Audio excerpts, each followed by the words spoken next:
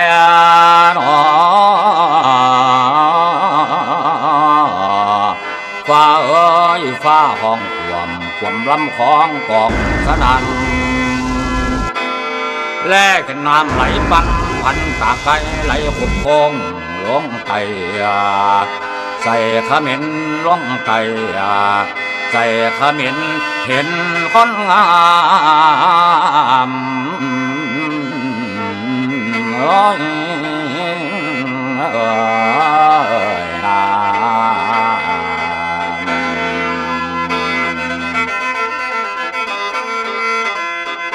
แล้วเหลียวไปเหนือพุ่นผาใดไต่ผาดังหลวงพระบังอยู่ฝั่งซ้ายเป็นบ้านเฮากระล้องเมืองเสียงตุงอยู่ส่งคิดระวังริมโขงอยู่ตรงต่างพมแดดแม่นนาที่ขวางไว้เล่ากับไทยไปมาเยี่ยมเที่ยวหากันทั้งสองฝ่าย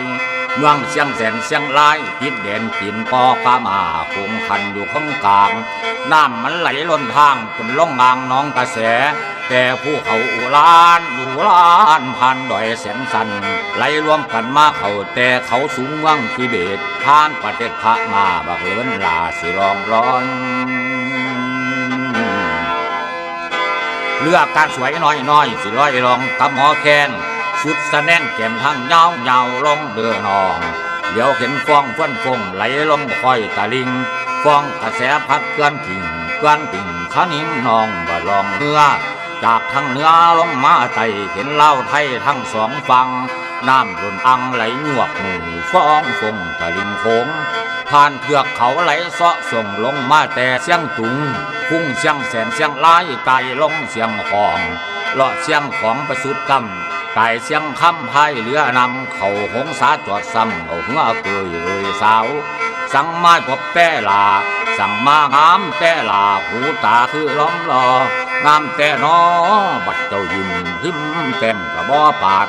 สาวหงสาออกอาการผ่านหลับคล่องจะร้อนเอิญหำผมไปก็เลอลองเฮ้อไปทั้งเธอผมเลยเว้าเอาหัวเหือออกไม้สาวหงสางามลายพวกมือน้ำของเอิญที่ล้นลายอย่าด้วนไปจากหงสาแล้วได้ไวพายเหือ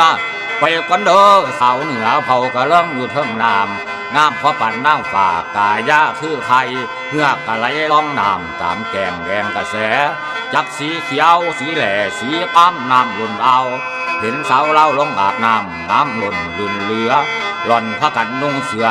ลายพักแวนสินติดไหมผิวนั่งเขาย่องยันอีดังท้องพาไว้เต้าผมไว้สวยพ่อใดกลุ่มหัวใจไว้บ่อยู่สาวนำผ้าเมืองปากอูหลวงพระบังว่ามันแต้มแนมแล้วอิ่มบ่เป็นเห็นแล้วอยากแต่งงาน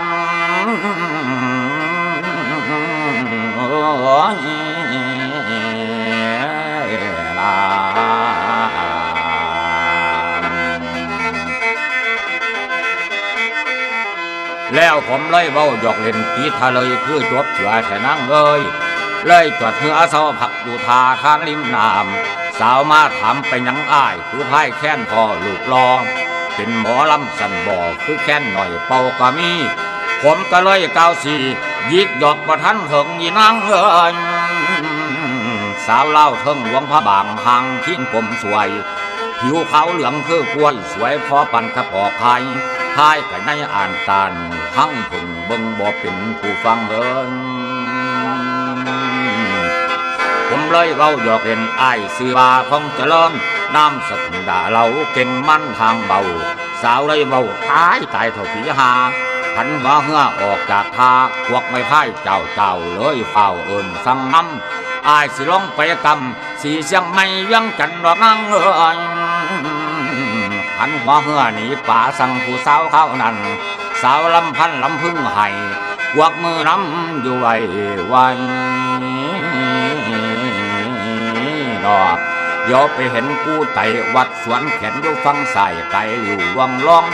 ไปห้อยคดห้อยโคงห้อยตรงคนงอฟ้องอาตัวมันผัดสัตว์เนื้อร่มแกงน้ำไหลแห้งเป็นพื้นหมุนเวียนเป็นตาไก่มองดูทิวทัศน์ใหม่ใจสะอื่นตื่นตา มองทางหลังทางหน้าไต่ตาพ่อจิ้มปิมเห็นฝั่งขวาฝั่งซ้ายเป็นบ้านเผ่าผู้ไทยหันหัวเหือลงไตใจหมอเลินฮ้อนหำ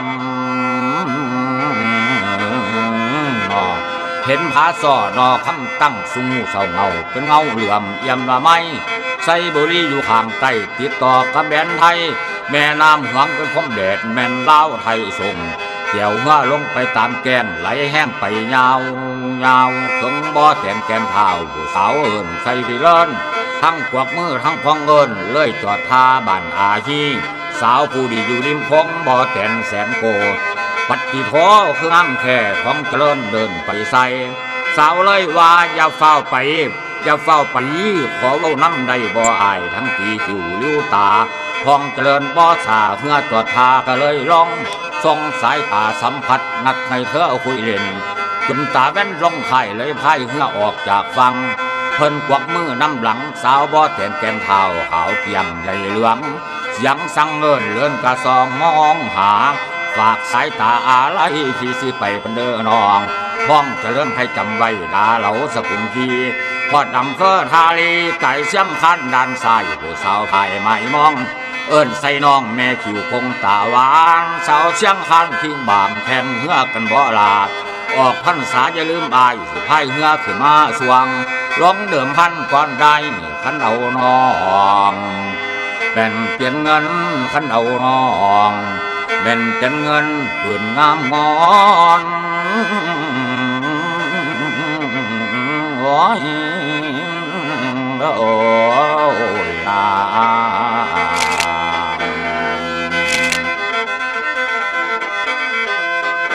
แล้วสวยเหลือเกินกันล่างที่บังสาวตากแดด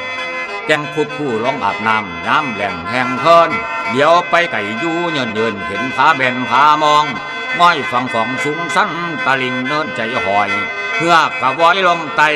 ไหลตามฟ้องคืนเป็นลัน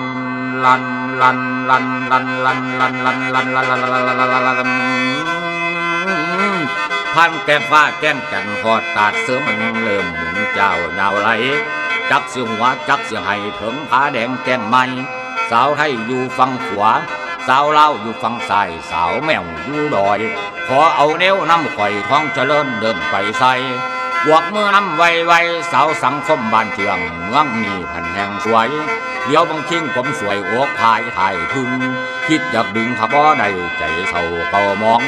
มาทั้งดอนค้อนของหรือค้อนของเพิ่นกะวางพอดแก้มไก่สำคัญหน้าปากน้ำสมแกงหม้อผาตั้งตัวฟังโค้งน้ำมันไหลเสาะส่งบนล่องอ่างป่าบึกเป็นผาสั้นเหวลึกอ่อนใจมองไก่ลงไปทั้งไตหินเศร้าว่าหมาเห่าเต่าผาสูงสั้นเศร้าเงาห้อยตั้งอยู่ฝั่งท่านเลยจอดเรือลงตับท่านหลวงปู่เทศลังสีผู้ทรงศีลอริยะพระทรงองค์ทานหินซ้อนกันเป็นฐานถึงดอนมูลพญานาคห้อยพระบาทกกสวกสัทธาเจ้ารอพระธรรมมูลนาขอไว้กำริมฟังนาทีท่านข้อสาจันเสด็จมาสวากาศนานใดหน้าข้าไหวขอห้อยเบื้องพระบาทพุทธองค์ทรงเหยียบไว้อยู่หินผ่อนแผ่นศิลามูลนักนกงาตรงระวางก้อดอนแสนดาวันความหลังนั่งประนมมือจอดท่ากระถินบ้านหมอผู้สาวอ้ามถ่ายกะลามน้ำไหลเด้อผู้สาวบ้านหมอที่เสียงไหลเด้อโอ้ยคำแรงมาลงอาบน้ำตามใต้ต่อฟังโขงงามปันหงเหมือนถ่ายกายย่าขาวพองท่องเจริญเบ้าหยอกเล่นเอาเหือหน่อยค่อยตุยสาวบ้านหมอเพิ่นกับว่าหนุ่มเกยถามทีท่องเจริญมาแต่ใส่คุณขาบักหาเลิ่นก็หัวหนุ่มคุมหัวใจทั้งเว้าเอาสายตาสอดไปใส่สอดเข้าใต้พกสิ่งเห็นทั้งมินว่าอินใจผู้ฟังเอิญมาจากเหนือสิไปใต้บักเลิ่นตอบเป็นว่าจากาเลยละน้องท่านพันดอนสิ่งสู่เพื่อกับผู้ไปตามน้ำเอามือไพ่ไปไวเลยจอดสีเสียงไม่เห็นเลี้ยงจันอยู่ฟังสายวิไลเหลื่อมดังทองคุ้มหอกองพาหน้าแรงเป็นสีแสงแรงของเที่ยวคุ้มเก้าคดเก้าเลี้ยวจะเลื่อนลุงหุงใสตอนนี้ได้บักเลื่อนจอดง้อเหือนั่งกินเบียร์อยู่ริมโขงคงพ่อลำเล่น เบียร์เย็นเย็นลิ้นเต็มแก้วผู้เฒ่าแซวเข้ามาใส่จากสาวยวนจากสาวไทยไว้สลอกสลุนบุญข่อยจังมันไหลมาแต่ใสเหออายคุณพี่หมอลำมือเพื่อนน้ำทั้งจกผงเพิ่นผู้เธอของหมอลำท้องเจริญหลวกงปั่นคันแหวหลวกงปั่นคันแหวทั้งสาวแก้วก็เลยเว้าดีเดาเวเอินมาใส่ผมเลยเว้าต่อไปอันดีเวลองไตแอมน้องจะมันสวยแค่น้อแอมเอ้ยอันขอฝากรับด้วยสิได้บ่น้อแอมแนมดูตาคมขำแดดล้ำดีแค่น้อน้องเดี๋ยวบางสำของแก้มของแอมพ่อปั่นไทยเว้ากันมาคุยกันไปบ่ท่านดนแต่ได้พอลุงใหญ่งูจงหลังก็เลยขึ้นมืนเมาไว้ตาเสียงหันใจว่าสีหาบักสีสาบ่ฟังไผจับปลาไหลล่องตุ่มคมล่องเสดงยาพาแอมสั้นขึ้นเมื่อฟ้าเหลียวเห็นดาวทอแมงมีเสียงหันใจของแอมว่าเศร้าสีม่อนบองกองเอวท้องเจริญยังก็ความฟองน้องไม่ความฟองน้องแอมเลยออกปากคลองเจ้าอย่าลืมมีน้องเด้ออายบาดลองเหือเด้ออ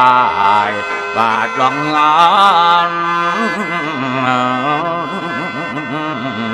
โอ้ยโอ้ยนา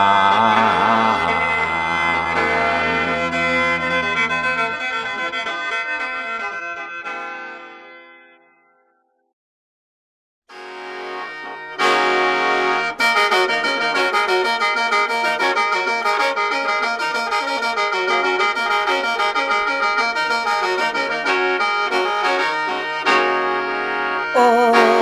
ยละน้อ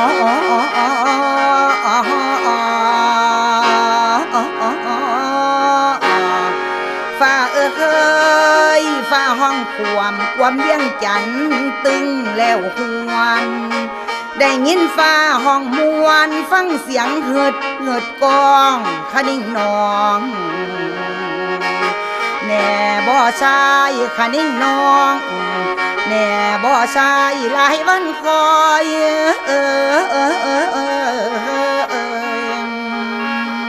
โอ้ยหนอ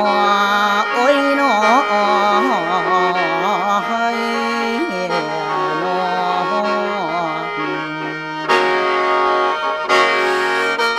แล้วเดี๋ยวไปเหนือพุ่นเวียงจันทร์ฝากน้ำเห็นแต่น้ำไหลซึมสะพานท้องกงคงนงตุงคำถ้าฟังเวียงน้ำโขงไหลลอเลี้ยงสุดสัวปาวสารหักกันนานเดือแล้วไทยดังสายนาทีน้ำบุญสวงพายเรือขามลำโขงลงต่ำวางจากเวียงจันทร์ลานสร้างทั้งไตใส่ขมิ้นใจผู้ขาตื่นเต้นเห็นแม่นาทีหลวงควงไม่พายจับหางเสือนั่งเหือเด้อตอนถ่ายไปน้ำกันน้ออายท้องเจริญเกินมันมวนเด้หนอส่วนหมอแคนเป่าไล่หอยลูกสู่ผู้โทเจ้าจังวันหลายแม่น้ำนี่ข้าวสุโธธนาคายได้แพงลิ้นพิษใจกันกับสุวรรณาคาเพราะก็ขนของเม่นเห็นผลแล้วทั้งยาวทั้งใหญ่เนื้อพันไห้น้อยปันซีนบ่ท้อกันมือนี่นั่นน้องสิลองล้ำโขงสั่งเอาเล่าเวียงไข่เมียงหูมาเด้ออายบ้านสวนมอนสวนฝ่ายเมืองไส้ฟองเมืองหนองพีบ้านสีฐานบ้านหอมหน้าล้อมทาบักนาวทั้งถาดขาวสาวคนโกบึงขยองบ่โอกินไอโมกไว้บักไงดีดเอาคัดทน้ำตามประวัติบอกไว้ไปตกกำดอกฟังขัวเหลียวไปทางดอนจันเห็นแต่หมอกมืดกลัวควันว่าเมฆมาบังบอนตาจันฟันขางได้ก่อแปลงปุนสางทั้งเกาะดอนซิ่งสู่คู่ลูกกับอัวคาเท้าขุนล้างตังหน้ามาซิ่งสู่คู่กันบ้านหมอนั่นหมอต้อมท้องแดงคุณถึงลามันดาจากบาดาลใต้พอเลยมาข้าของหมอท้องแดงบ่เล่นเลยเป็นแผนหมู่บ้านขนาดแล้วแต่ก่อนเวียงขนาดแล้วแต่ก่อนเวียงขันเหลืองเหลื่อมแน่นหุงใส่ไทยลาวเอ้ยโอ้ยหนอ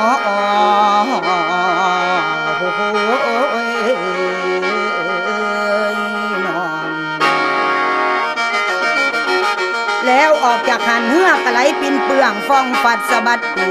เบิ่งมันลิ้วไหลลองลงเฟื่อนฟงเดี๋ยวขึ้นมาทั้งทรงดำเภอสีเสียงใหม่เห็นท่าดำอยู่ไตพันเผาดอกเอาของตอนนี้ล่ะพี่น้องเป็นบ้านเก่าตาลัดขาผ้าไผ่พรก่อแปลงเป็นบ้านจังมีน้ำพันเผาพันแสงพันหน่วยอินเพิ่นนี่ละเม็ดไห้อยู่พันเผาดอกเอาของบ้านกองนางพี่น้องประวัติเก่าแต่ข้าวหลังได้เอายิ่งพันนางแลกเอาของแต่ข้าวกี่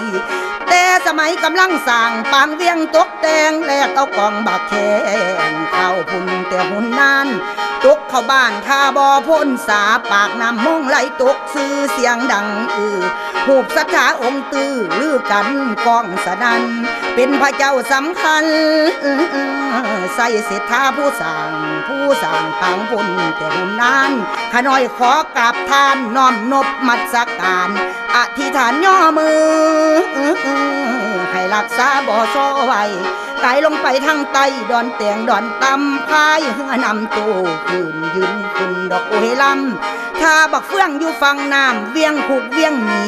เมืองอุษาบารถรวมกันแต่ข้าวกี่ลือเสียวไปเลี้ยงนางอุษาเพิ่นว่าเท่าบารถขี่มาไปหาน้องอยู่คำผู้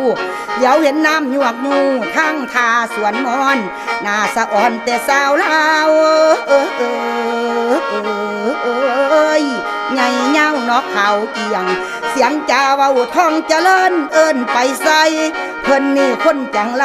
เห็นสาวงามหาดดอกแก้วแถวบ้านหอมดอกพินเพียงามกระดักกระเดือค่ายกระใหญ่สีเบิ่นไปแนวเพิ่นคนจังไรเท่าหาทองเจริญนี่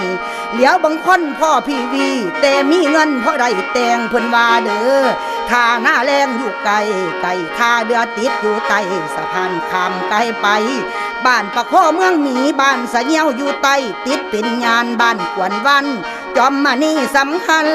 สื่อเสียงดังกองสะพานทองไทยเล่าขามมีน้ำมิตรภาพโลกได้ทราบน้อสะเฮืองว่าเมืองบ้านสีสุมเย็นดอกเข็นของจองบ่มีสีวันเพ็ญ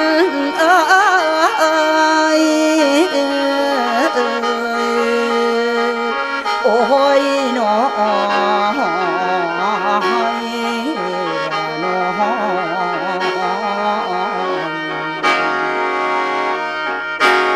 แล้วเป็นที่น่าตื่นเต้นเห็นแต่งานสะพานทอง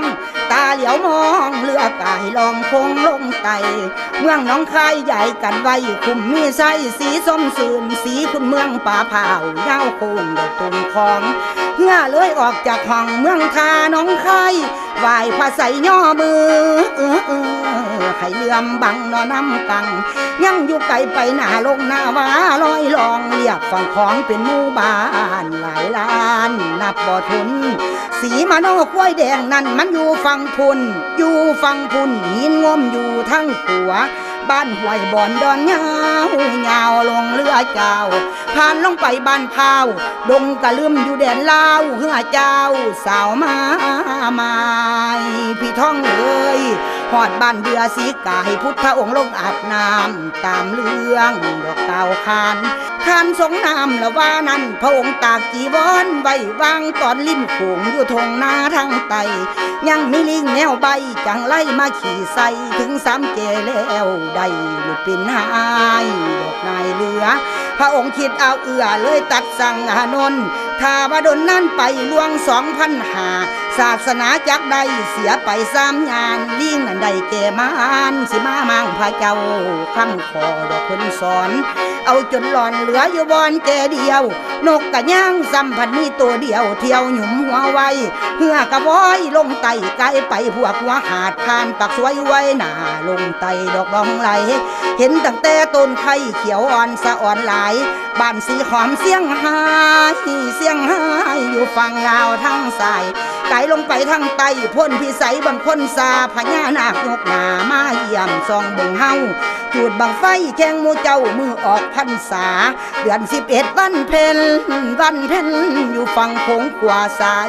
ฝ คนกระไรเอาเหลือหายอัศจรรย์ยิ่งใหญ่พญานาคจุดบังไฟสาธุการพำพร้อมหอมเฮาพุทธองค์คงวังนี่โคตรโคงเป็นตรงถึงเมืองลาวเห็นน้ำขาวเป็นฟองลองมาไปเรื่อย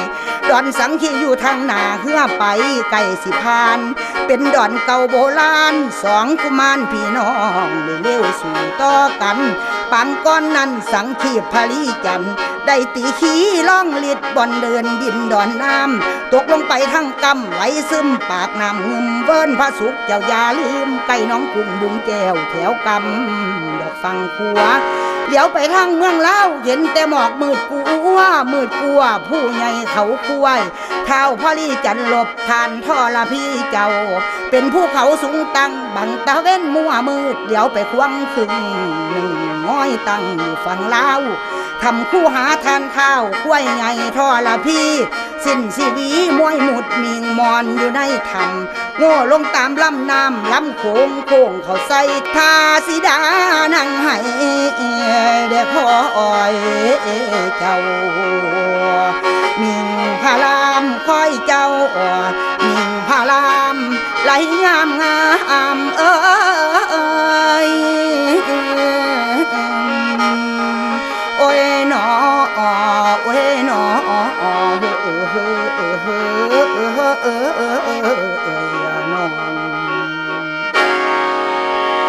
เลือกไหลล่องน้ำจอดท่าบ้านพ้นฉันบอนสัทธาโคดมนั่งพ้นหมอฉันเขา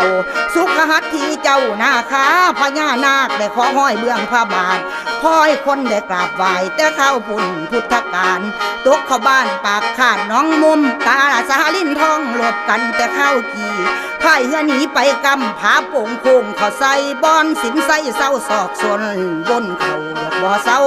เบิ้งน้ำไหลออกเขาหันตะไกเป็นวงแกงห้องเสียงบาบุญไว้เข้ามาสินใส่เจ้านำเบาอาขึ้นประเทศมันเป็นเหตุให้น้องข้านิ่งบ้านเก่าหลัง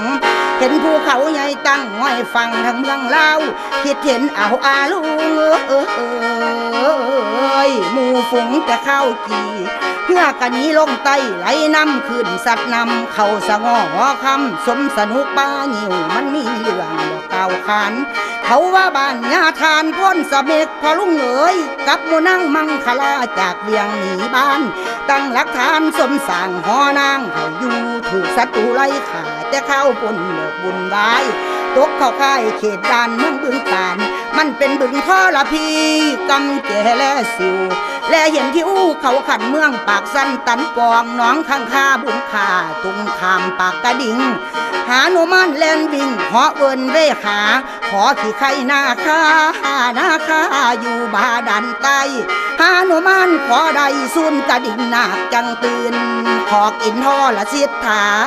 ตำตองทะลักล้ำขี่ไข่นาฝนใส่แล้วกับหากหูหมันฝนใส่แผลองค์พระลักษณ์หลุดบ่อตายหายจ้อยยังมีฝอยประวัติอ้างปากกระดิ่งเจ้าหลิงลำมีตำนานอีกซ้ำนำเรื่องพระลักษณ์ลำเพื่อไกลลองน้ำแข็งขมวนมหาไซใกล้บันแพงหน้าเขฟังขวาทางไตปากหินบูนตรงกันขามน้ำสงครามไหลทั้งธาตุอุเทนห้อยฟังยังกระสูงเสียดฟ้าสัทธาสร้างแม่นคมมานสัทธาสร้างแม่นคมมานเดี๋ยวเห็นบานแม่นกายกันสายสัมพันธ์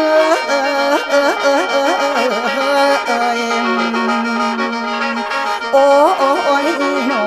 โอ้ยหนอ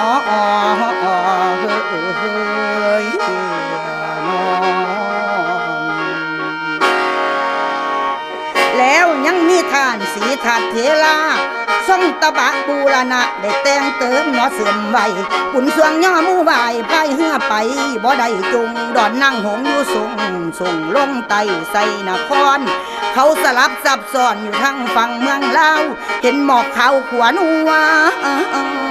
ฝั่งลาวมันเงาคงส สองฝั่งโขงริมน้ำเห็นทิวงามเป็นเมืองเก่าโคตรตะบูนตั้งแต่เขาสองข้างอยู่ฝั่งลาวถาดสีโคตรนอเท้าอยู่ท่าแขกเมืองกระบองง่อยฟังของสูงสันตะงานงามมันเหลือหายเท่ามาตายตรงหันดับขันถือข้าวขาสร้างโมลานตายแล้วสิเต่าเมื่อเท่าเป็นคนซาดเสื้อขมิ้นตำดำปีแต่หากมีฤทธิ์ที่ขาตายของสร้างเลยมาว่างสิว่าไว้เบิดใจสิ้นสีบธาตุสีโคตรยังได้สร้างมาง่อยตั้งฝั่งลาวแขกมาห่มจุดข้าวบาเบาเสียงสีสิ้นสีวีมวยมุดเพราะว่านางขันเขียวความหัวใจหอมเพราะปานสร้างคิดเห็นปางแต่ข้า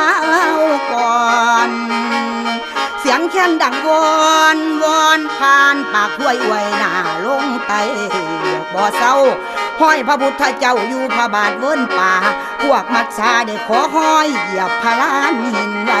เข้ามาศรัทธาไทยเสด็จมาข้ามฟังมาจากธาตุอิงหังอยู่อินโดฝั่งซ้ายใต้ดันดวนมาเข้าสู่ผู้กำพากำปนาคีลังองค์ผู้ทั้งตถาคตประทับกายคล้ายหอนปนมก่อนเหนือเก่าเอาหัวเหือจอดทาเลยวันท่ากราบกรมปนมใบดอกใสเสียนผู้ขาทุกยากเยือนผู้ขาทุกยากเยือนให้ปัดเป่าเก่าหนีซาเดออุลังการพามูนี่แต่ปฐมบรมพุนมีพญาทั้งหาสัทธาทานการก่อละหัน500ก้อยเก่งดอกเก่งการกัสปะพระองค์ท่านประท่านใหญ่ในพิธีจุลนีพรหมทัตและอินทปัตเจ้านั่นทเสนรวมเข่าคำแดงตกแต่งองค์ที่หาซื้อสุวรรณพิงคานบอกชัดแจ้งแปลงใบใส่จอมทุกพระองค์เพียบพร้อมยิ่งใหญ่ในศรัทธาธาตุปานมน้ำเดิมซื้ออุลังการไว้บุญสวงย่อมือไหวถวายตนได้ส่วนหมกราบองค์ธาตุพนมสิ่งศักดิ์สิทธิ์นอคูบานอีสานแท้แต่ปฐมอีสานแท้แต่ปฐมหวานขาลมโอ้ยหนอ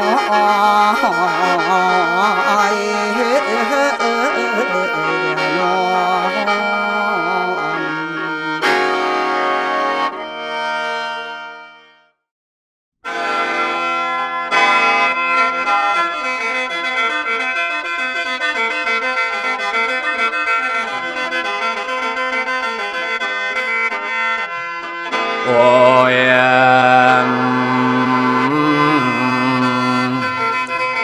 โอ้ยนอฟ้าเอ้ยฟ้าห้องห่าวเสียงยาวตึงแล้วหวนดังฮอดแข็งคำวันหลอกหูของปองน้ำย่ำฟ้าแม่นสังฝนย่ำฟ้าแม่นลวงบนแสนห้วยหอน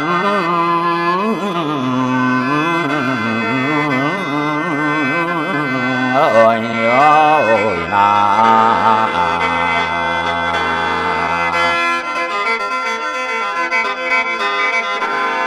แล้วเดี๋ยวไปเหนือพุ่นอุลังการถาทมเห็นแต่ธาตุพนมเดี๋ยวเบิงสูงเสียดฟ้าศรัทธาตั้งตางานตาอุลังขะพระแผ่นฟ้าตั้งแต่ก่อนกลางปฐมเดือน3เพ็ญคนมาหอมฟังคงหัวสายได้พักกันกราบไหวสาธุกันก่อมพำปากนำกำอยู่ไต่เงือกกระไผ่แรงกายกำฟังซ้ายบ้านเดือดดอนเขียวเซ่บังไฟไหลตกนกซุ้มแซวถ่วงแกงทับควงอยู่ทางใต้เหือกกระไหลไปเรียบฟังแกงกระเบาไหลทางเสียงน้ำตุนตึงต่างลงทางอ่างหินเพื่อไอ้เกือบ10 ปีนตกแกงไหลแห้งหลายแม่ค้าขายอาหารตางานตาหนาตือเสียงน้ำไหลตนปกลงไปบ้านหวานยังไต่ลงไปนิดหน่อยวอยเฮามุกดาหารบ้านสิได้ใกล้บ้านสะพานแห่งที่2พอลุงหัวคำของไปหาเล้าเขาสารถึงบ้านเป็นโครงการระดับสันศาสตร์ทั้ง2ของประเทศ อาณาเขตสองฝั่งน้ำเป็นหัวขามไกลสะพานท่านนายกทั้งสองท่านมิตรภาพไทยลาวว่างศิลาจารึกแผ่นขินลงตั้งฝังหลักไส้ลงแน่นเป็นแก่นมันแกนเป็นโครงการของไทยแลนด์และสปป.ลาวอ้ายน้องสองท่านผู้นำประชาชนสองปังน้ำประวัติศาสตร์ใดจารึกพนักท่านพันตำรวจโททักษิณชินวัตรนายกรัฐมนตรีของไทยแลนด์และพนักท่านท้าวบุญยังวรจิตนายกรัฐมนตรีสปป.ของลาวด้วยความกันคันสร้างทางความยาว1,600บ่มีปลายบ่มีเศษ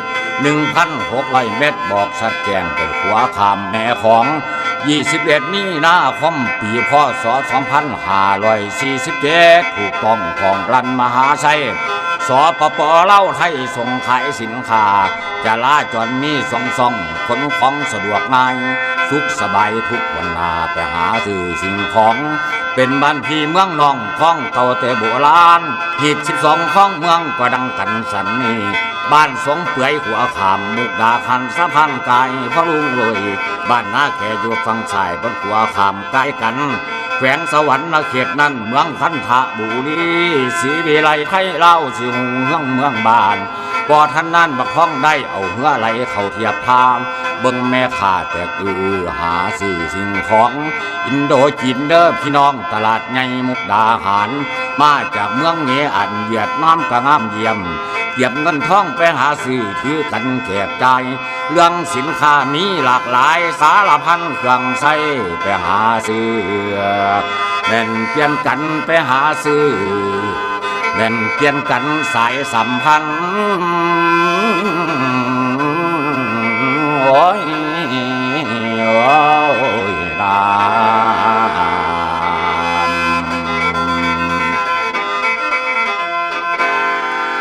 แล้วออกจากหันเมืองทามุกดาหารให้กับเราประสานงานเปลี่ยนกันขายขาดดงบังอีอยู่ทั้งนาบังตาหมุดจุมคุมผู้ผาเทิบสวดจุมคุมหินเป็นทานตะการตาหอมุกดาสูงเสียดฟ้าสัญญาลักมุกดาหารขึ้นไปช่องทิวทัศน์สัดจินเห็นโกทานสนุดสโนนาโปแกงต่างลางถึงลำเภอดนตานบันทาสมปอยเมื่ออายร้อยล่องอ่ำตามแกงบันแหงเพิ่นดอนทำเงินยู่ไต่ไก่ขีดทาสานุมานทำผู้หาอัศจรรย์ปองขินเป็นสันธรรมศาสตร์สร้างสรรค์เขาคีรีวงกดกว้างปวดซ้อนก็ไปเที่ยวเดี๋ยวดูงามสาดอ่านเป็นผ่านโงนหินน้ำไหลลอดตลอดสิ้นเรียกกระสะหินขันบ้านเฮือนหินยักษ์โขมะภูเขาโคตรทั้งภูแม่นไผ่ก็คงหูหินศิลาก่อนบักยันอยู่กลางดงดอกไม้ไปกำฟังเล่าเพื่อไอรัดเล่นเจ้าเขาใส่ดอนซาผ่านอุบมุงบุงช่วยไหวหัวเรือเจ้าเห็นผู้สาวเก็บดอกไฟงามไตให้นี่ลุงสินมีแพ่เบียงบ่ายบอกเลิศได้แห้งสะอ่อนเดี๋ยวเข็นเมฆตั้งก้อนทางท่าเรือสบูใสมองขำไปเมืองเราเอากระสันแสนกันเพื่อกระหันไปตามคงกงผนังสั่งดังน้ำไหลทำหยวกงูฟู่ฟองร้องไปซองสาพลาเล็กอยู่ใต้ไก่ติดทาหน้าสนามบ้านแก้งเคียงผู้สาวงามอารามใจไปแล้วเกี่ยวเหือลงไปทั้งใต้ไหลแห้งน้ำตุนตาดเข็มมาลาดอยู่ข้างใต้เป็นเมืองบ้านหุงใสเสบางเฮียงทำมาได้เป็นเมืองทาพาณิชย์เศรษฐกิจเล่าไทยสิหุงเฮืองฟู่เฟืองบ้านหน้าเมืองอยู่ทั้งใต้ห้วยบางป่วยน้ำไหลตกพันละพอใหญ่เสียงน้ำไหลโจกเกียกตุนแกงพันแห้งงามนาขย้อมอยู่ฝั่งน้ำบ้านลาทาหน้าแวงดอนนกยุ่งของหลวงเลยลงไตไปทั้งตั้มอินโดจีนท่าตลาดปากตาพันอยู่ฝั่งซ้ายไปหาสื่อสิ่งของเสียงน้ำตุนแกงไก่แม่ฟักสนันกองไหลพังตุนเหวเมื่อกระเร็วไหลพันไปเกาะแกงเลยจอดท่าปากแซงสาธุการพระองค์ตื้อลือกันพระเจ้าใหญ่10 นิ้วก้มกราบไหว้ประนมนิ้ว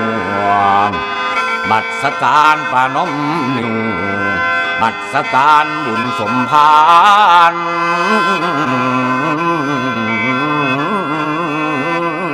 โอ้ยนา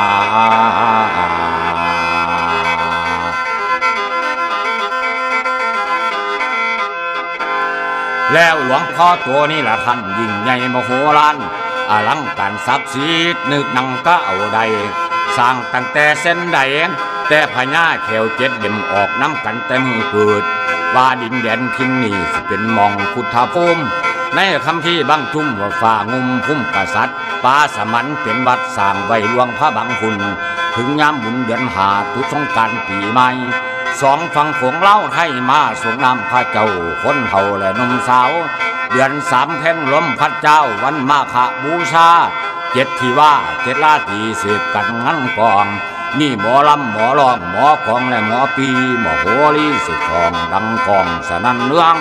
เริ่มเดือนสามข้างขึ้นเก่าคำไปถึงแท่งประชาชนไทยลาวข่าวสารงานบุญทานหลวงพ่อพระคู่พุทธวราที่คุณก็เตรียมพร้อมประสุงสงฆราวาสอบตทุกหมู่บ้านนัดการพร้อมไฟอำเภองานพระเจ้าองค์ตื่คนหลูลังไปทั้งหมดพอลุงพ่อปันกันกับหมดลังไหลไปวายถ้าจัดความเลี้ยวลายหายเหงาพระเจ้าใหญ่เต้าอาวาสทานก็ได้ใจกวางแผ่ภายเป็นที่นาปราบไหวที่เคารพบูชาท่านเป็นพระพัฒนาแผ่เมตตาน้ำหอมสื่อหลวงพ่อพระคู่พุทธวราที่คุณคู่บารมีของท่านอลังการพระเจ้าใหญ่เชิญท่านไปกราบไหว้สิหายเสาบอกเขามองสิหายเสา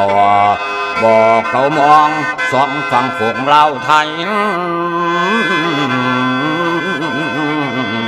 โอ้ยนา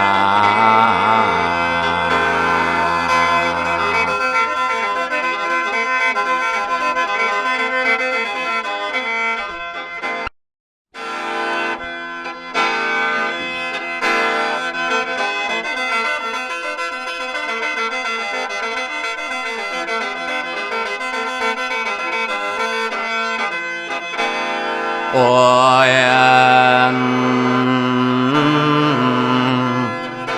โอ้ยนอ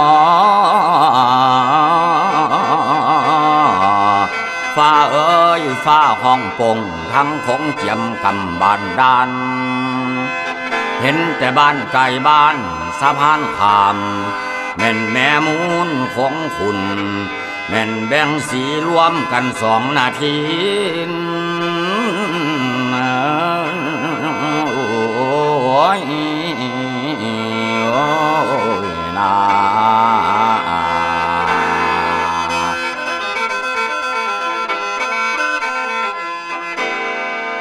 แล้วบัดนี้เหลียวไปกำอุษาคเนตะวันออก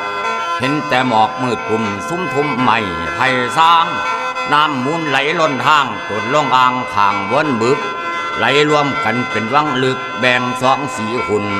สุดแดนไทยเวิ้นเบิกพุ่นไปเมืองลาวเจ้าขอใส่ไหลลงไปทิศใต้หงกวางควงนาทีผ่านคันยังสว่างแจ้งไหลผ่านบ้านวนไซเข้าสมันหลักเมืองหุงเฮืองเบิดเกียงเมืองบาเจียงปากเสเจ้าเมืองคนท้องเมืองเก่ามีส้นเผาหลายหลากล้นคนรวมพัฒนาเบิ่งน้ำตนตกเสียดฟ้าเรียกว่าพาเนียงนี่น้ำตกตาดฟ้านตางานตาดังกองน้ำตกทนผาสวมไหลรวมกันกองสนันมีรีสอดตอนรับทานทั้งส้นผาเผากระตูเมืองปากเสแม่นไผกะหูสะพานกายเมืองคนทองขนของขายผ้านิดสะดวกหลายไกลริวจับไฟเขียวจับไฟสู่สะพานเล่าญี่ปุ่นพวกหาป่าเป็นวุ่นอยู่กลางน้ำแม่คงล่องเรือมาเข้าสู่ส่งลงสะพายดอนคอบ้านสมันรับเมืองลองเฮือล่มไตไปทั้งกำคนท้องเมืองเก่าเมืองปากเสของเฮาสนุกขายและข่ามาเยี่ยมฟังไทยจำปาสักดูไตไก่ขีนากเมืองหงขึ้นวัดภูมรดกโลกคนเขาย่องปราสาทความ1,000 ปีแล้วมรดกของโลกไผมีโศกจังสิพอไปเยี่ยมเบิ่งดูขึ้นวัดภูพันหัวใจวังเบิ่งจิตอ่อนใจขวยเป็นวัดสวยบนภูแต่งดินหินเกียงเบิดทั้งเมืองในพื้นไผทำบ่ได้ดอกมีแต่หินล้วนเสาแผ่นกระดาน เพิ่นว่าบ้านมหาราชพัฒนามกับเมียงามกองสีแต่งวังขุนสางมีหอนั่งหอเท้าหอกลางงามสะอาดอนุดาตอยู่ไก่ใสเหลื่อมยำละไมมีหูยิ่งความไว้เนื้อละไมยิ่งหงายเกิดงามได้อินแปลงแต่โบราณลำนำไปดูถึงกำจำปาสักเมืองเก่ากำมาท่าทันเท่าเนาสั่งนังเมืองตามหนังสือบอกเรื่องสื่อเก่าว่าเมืองจามส่วนกษัตริย์ของเมืองเราตายสูญเสียงตายเบิดยังบ่มีก่อสืบต่อบ่มีนอสืบสร้างเมืองห่างเป้าแปลนเอิ้นวันเขตถิ่นเมืองจามยังมีซุ้มเขม็นดำสวยเยอะมาตัง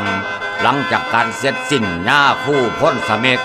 นำองค์เอกนอลำจอมซอยมิงเมืองมาอยู่เบื้องเมืองเก่าจำปาสักผ้าเสนาภัยพ้นมาสร้างจากยังจันลานสร้างเดินทางใหญ่ที่องค์เมที่ทันเท่าเนาสั่งแต่งแปลง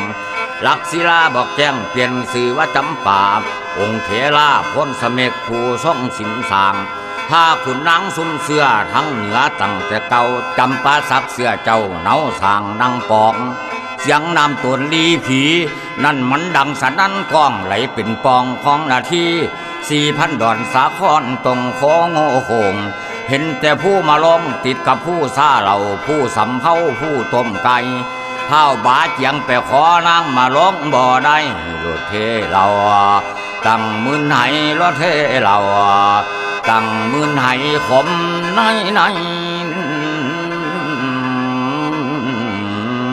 โอ้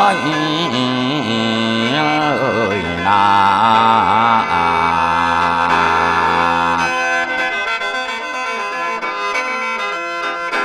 แล้ว4,000 ดอนอยู่ใต้สิได้ไล่เลี้ยงกัน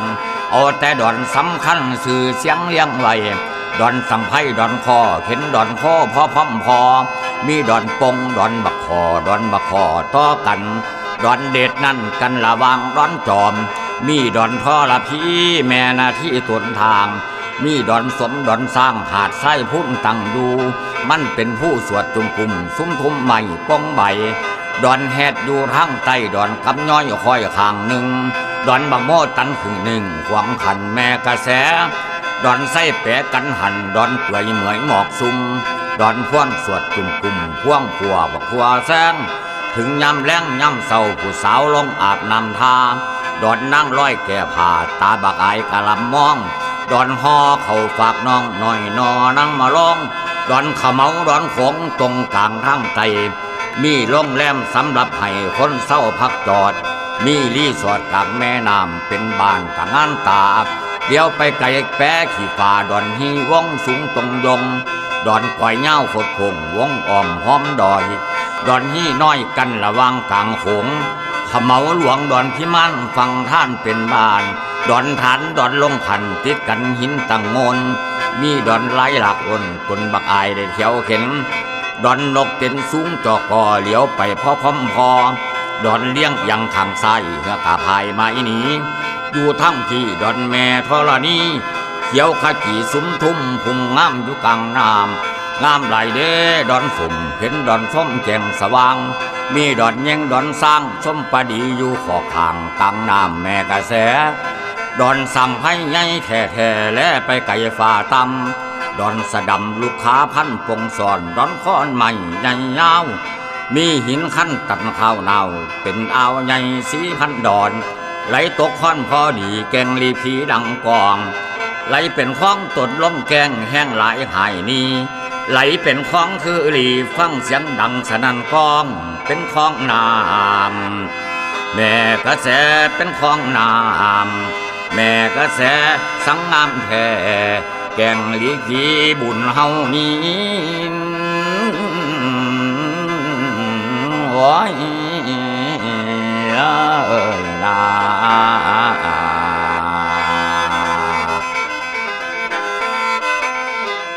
แล้วอัศจรรย์แท้ๆแม่น้ำใหญ่มหานาที4,000 ดอนสาครบ่อาจทันละหน้าใดคนอาศัยเป็นบ้านอยู่กลางท่านแม่น้ำใหญ่สุขสดใสสะอาดอ่างอยู่กลางน้ำมาล้ามใจดอนหลักงาอยู่ไต่ดอนตัดใหญ่ติดแดนแปรดอนแอดดอนแค่แม่กระแสไหลโหง มีหลายดงร้อนขันอัศจรรย์น้ำไหลเลงไปบังท่อนพระเพ่งไม่มานี่โคตรหนึ่งอยู่กลางน้ำบาลามตาเรียกน้ำตกแองกาลายิ่งใหญ่ในเอเชียหรือมหานาที4,000 ดอนน้ำวัดความยาวขั้นหินกันสาค้อนตอนน้ำโพได้15 กิโลขวงแม่ขวงถึงหนึ่งตนตึงแต่ป้องเดียวน้ำไหลแห้งโคตรเชี่ยวฝรั่งเศสย้อมหลายเพื่อแลนกายค่อนพระเพ่งครึ่งกิโลบ่สู่ได้แต่ลำยุ่งยังไม่ไหลลงต้องเป็นซีกวัดความแห้งบ่ได้ตามแท่แต่สีเดาทั้งเหนือสูงเสาเงาไต่ต่ำเป็นเหวน้ำไหลเร็วลัดสัตว์กระเส้นดังกองเดี๋ยวเข็นผู้มาลงขวงตาเป็นเมฆไหลผ่านท้องเจริญคิดฮอดบ้านกะบุญสว่าง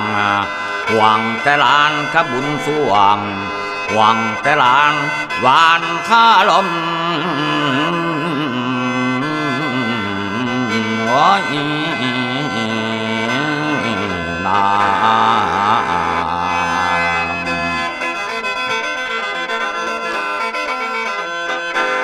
แล้วกายเมืองเก่าจำปาสักลงไปนาฝ้ายน้ำตากันโศก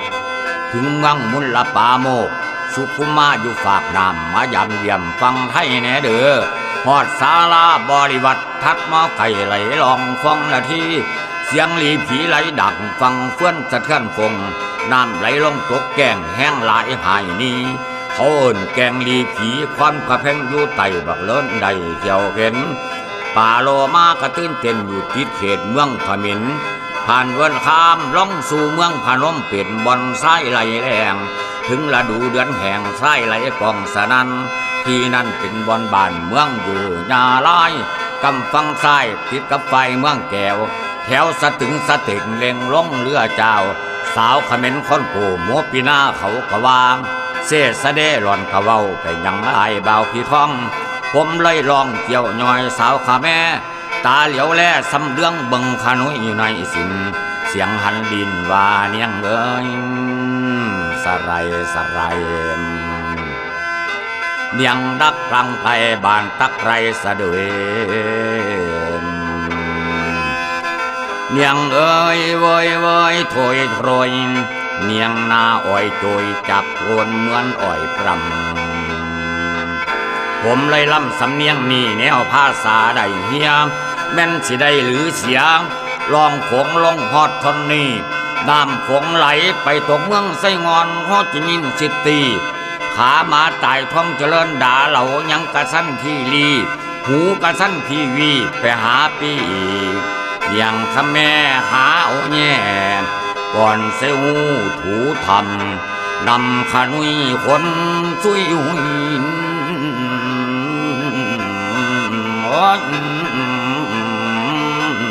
นา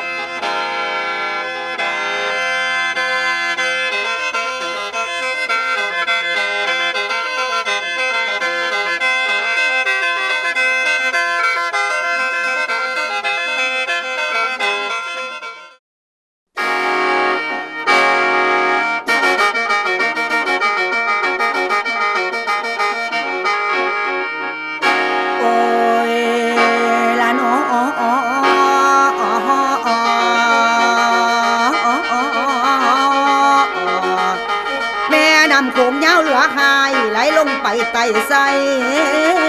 งอน ไหลผ่าน4,000 ดอนควันพระเพ่งดังเข่งเข่งสติงไตใส่คำเห็นคันเห็นแล้วคอยคิดถึงแสงคำหนึ่ง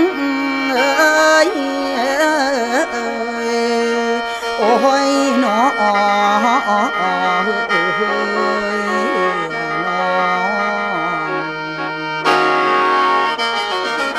แล้วไหวพระเจ้าองค์ตื้อกับคุณพี่ท่องเจริญ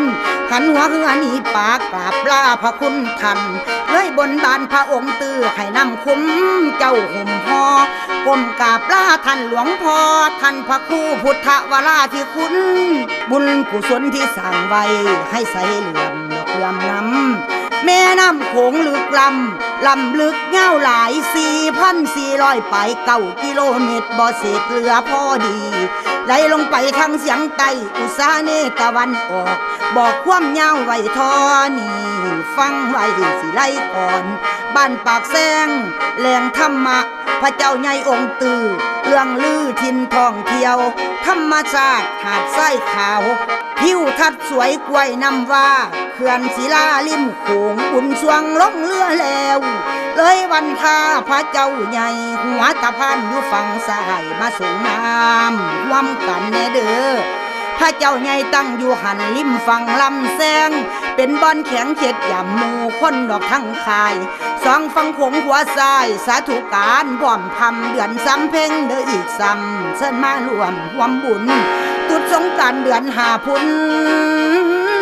ตุดสงกรานต์เดือน5 พุ่นปีใหม่ของไทยลาวพวกหัวขาวหัวดำลังล้มมาห่มถอนไปเอาบุญกันถอนประเพณีตั้งแต่เก่าเพื่อกับไปบ่เศร้าเขาบุงยิ้วเล่นลิ้วเจ้าดอกยาวลงเหลียวเห็นกงคงนงเหลียวเห็นกงคงนงเขาเขตคันพลานเป็นหินด่านศิลาแรงมันแต่งเอาเงาเกียงเสียงน้ำต้นตกแกงแห้งไหลเรือลองไปตามฟ้องแม่น้ำก่อแกงแห้งสะอ่อนเลี้ยวไปสารวันผันแห้งสีงอนเลี้ยวไปเห็นสังคอนดอนบักเกือยังกะเมิดจุ่มกุมเป็นภูเขาสวดจุ่มกุมอยู่กลางน้ำดอกแม่ของ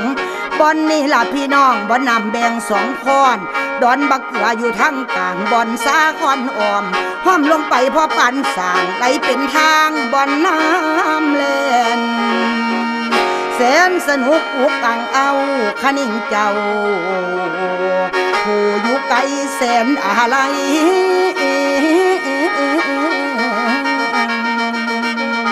โอ้ยหนอโอ้ยหนอ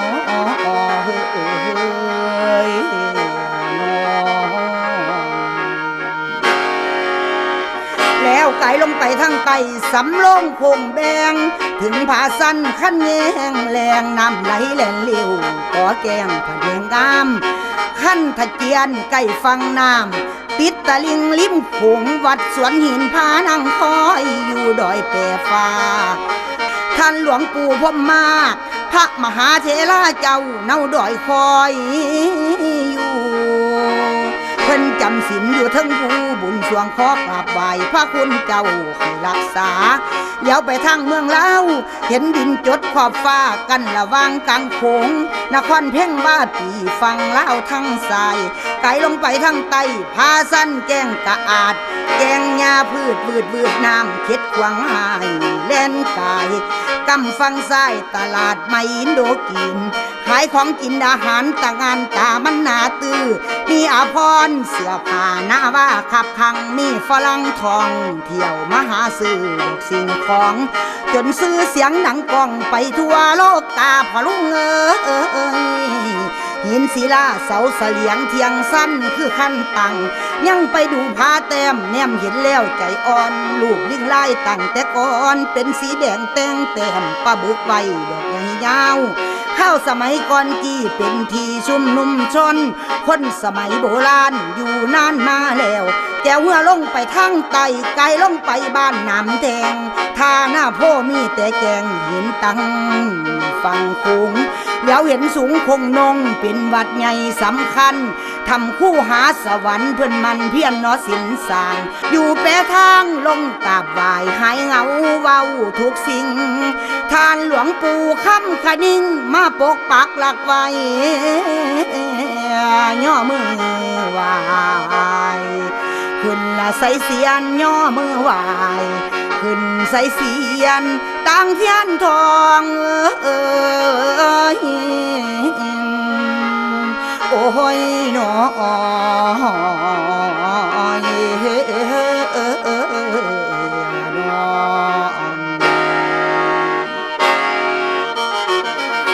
แล้วต่อจากนี้น้ำเลยไหลเข้าสู่ส่งลงใส่อุสานีเข้าปากแซ่เมืองละหาวฝั่งโขงลงสายไต่ลงไปทั้งทรงคงเจียมกำบ้านดานผ่านเวิ้นบึกลึกเข้าทรงลงไต่ต่อกันปากน้ำมูลไหลตกหันแม่น้ำแบ่งสองสีสายนาทีไหลรวมกันแบ่งสองสีน้ำตามลงไปทางใต้บ้านเวิ้นบึกนึกนวงเวิ้นป่าบึกไงกวงคนเท่าคนเล่ากันแต่ก่อนนั้นปลาบึกไงซุ่มนุ่มมันเป็นเบิ้นวังหลวงกวงนาทีมันมีน้ำย่ำปลาบึกคำขึ้นซุ่มนุ่มกันอยู่เบิ้นใหญ่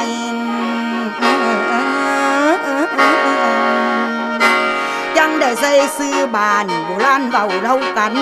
ท่านผอ.นิมิตแก้วโบราณเป็นผอ.อยู่หันโรงเรียนทานบ้านเบิ้นบึกท่านเมตตาอาลีและคณาจารย์ด้วยร่องพอคนช่วยในสมศักดิ์โคตมาศมีสาขาหลับตอนนั้นที่บ่ลืม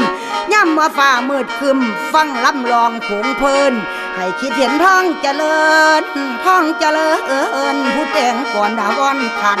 ขอกราบตานความดีไว้ท่านมีใจสูงทรงเป็นพ่อพิมพ์ของชาติแท้บ่แปรเปลี่ยนพันออกจากหันสุดเขตแดนไทยผ่านเข้าไปเมืองลาวเลาะโขงลงไตเดี๋ยวเห็นยุ่งย่างใหม่เพ่พังเรียบตาฟังฝรั่งมาก่อปอมปินนาดอกลำคอยว้อยเดี๋ยวลงไตกระแสซุ่มแม่น้ำภาคปากเสเป็นที่ตั้งเศร้าขาดอกสวนสน